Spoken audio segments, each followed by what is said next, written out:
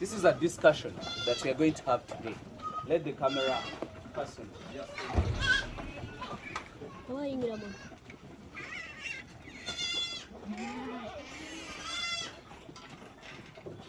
Yes.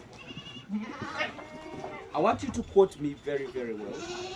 I want to talk about generation pastoralists or generation pastoralism.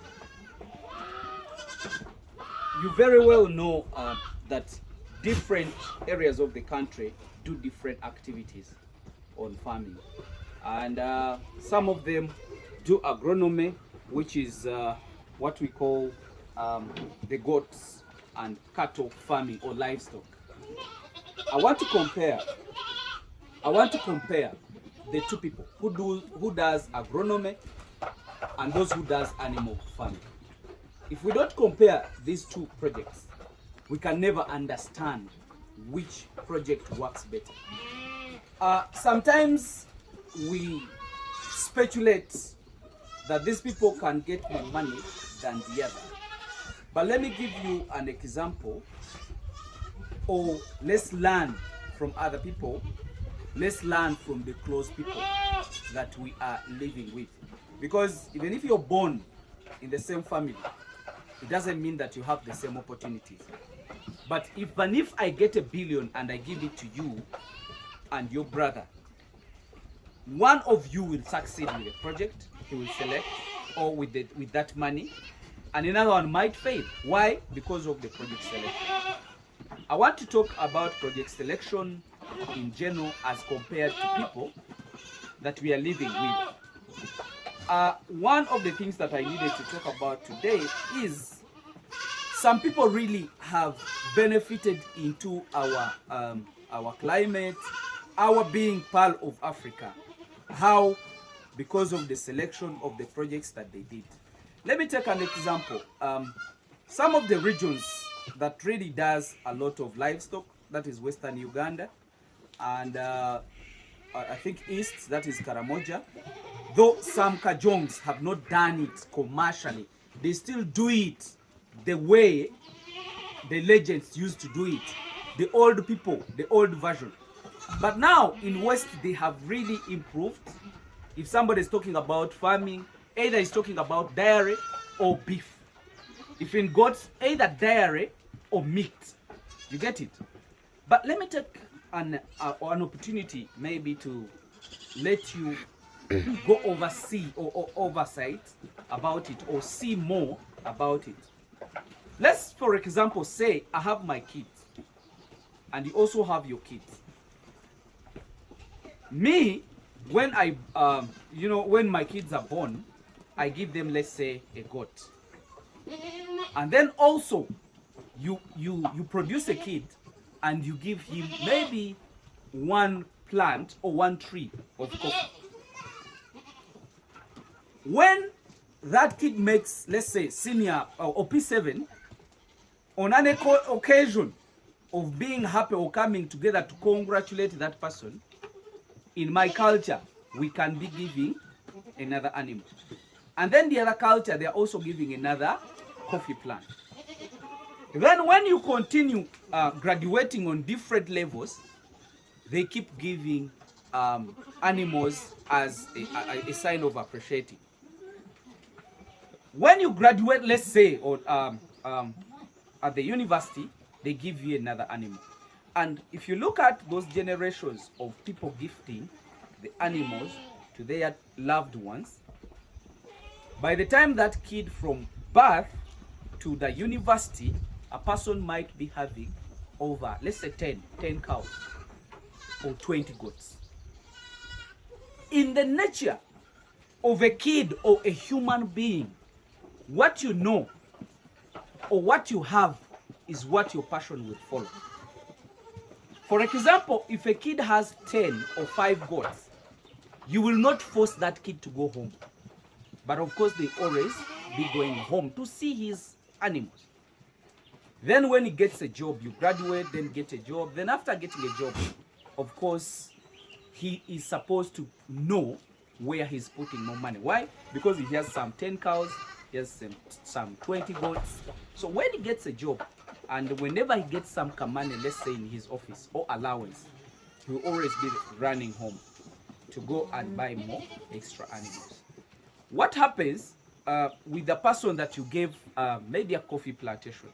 He will either want to plant more, or he will want to harvest on that plantation. So by the time those kids become big people, he already has over 10 cows. 10 cows as per now is over 2 millions. Sorry, over 20 millions. Do you see how you graduate with someone who has over 20 animals? And then when he keeps on getting more money, he will keep going home at least every weekend. Why? Because he has what to do at home. But for us, who only do, you just show your kids that this is a coffee plantation, this is how we do the coffee, this is the coffee tree that I've given to you. What do you have to do with it? You always have to get and sell. So that is the mentality that that kid will have in mind. But a kid that you've given animals, animals are friends. Those are the friends that will never go away from you. And then when you keep adding on animals all the time, let me tell you one thing, animals is a virus. The moment you have 2 animals, you will need 4. When you have 4, you will need 10. If you have 10, you will need 100. For example, me when I was starting, my aim was having 100 goats. But when I made 100, I needed 200. When I made 1,000, I need 2,000. When I have 2,000, right now I'm looking at around 6,000 animals.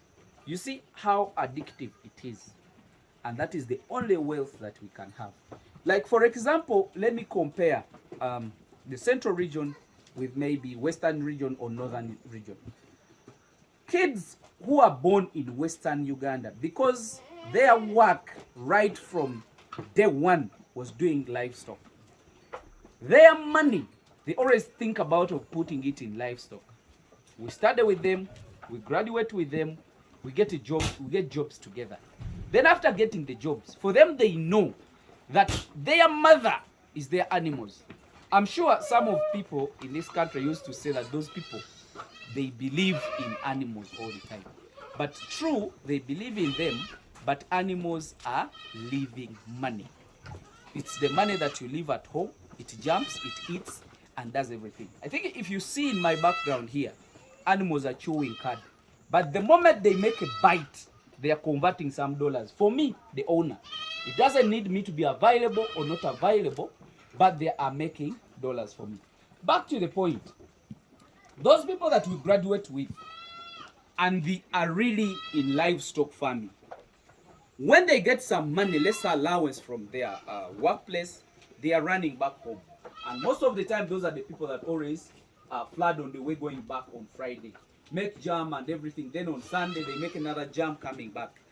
They are going back to do farming, or to buy some animals, or to see their animals, or to wash their animals or spray them.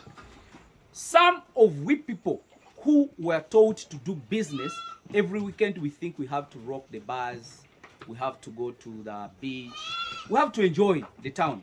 Why? Because we know how to spend money. But because the other people have their problem of having more animals, they will keep accumulating the animals. The moment they buy an animal, they really need more other animal, and all the time they need animals. So time will come and you find out that those people are not wasting their money. Because the moment he goes back home, he needs to buy 10. He needs to buy 2. He needs to buy 5. So at the end of it all, you find a guy of over 30 years having over 1,000 goats, having over 500 goats. But remember, every day that animal sleeps is adding on more weight. It's either going to produce or going to conceive, or it's going to add on some weight. So that means that guy is adding on his money every day, which is not compared to a person who built up a rental. Because when you build a rental, you really need to beg somebody who is coming in your house. That house is not growing big, but every time people use it, it needs repair. You get it? And if people don't go into that house, it is your own loss. But for the animals, Even if I don't sell it, it is going to reproduce. If it doesn't reproduce, at least it's adding on more muscles. If somebody doesn't eat it, it will not rot or it will not depreciate. And another thing, that is food. If I don't sleep in the house today, I can live. But if I don't eat today, I can't live. So, what am I trying to create in this story? I would like you people to learn from others that there is some cultures that can bring in money and really help us to be rich. Because us being part of Africa, there is a reason behind that. I think God knew that we are supposed to be farmers. That's why we belong to Uganda. You get? And Africans at large, we have the green vegetations, and most of us don't have those seasons of maybe winter and, you know, a lot of other things. So, my advice is, you people, let's pick up that culture and know that at least every person in this country would at least have 2 or 3 animals. If every kid or if every human being in our country could have over 10 or 20, that's a good deal. So learn from others. That is my point. Let's learn from those people who grew up doing farming. It will be a good deal for all of us. Thank you very much, and bye.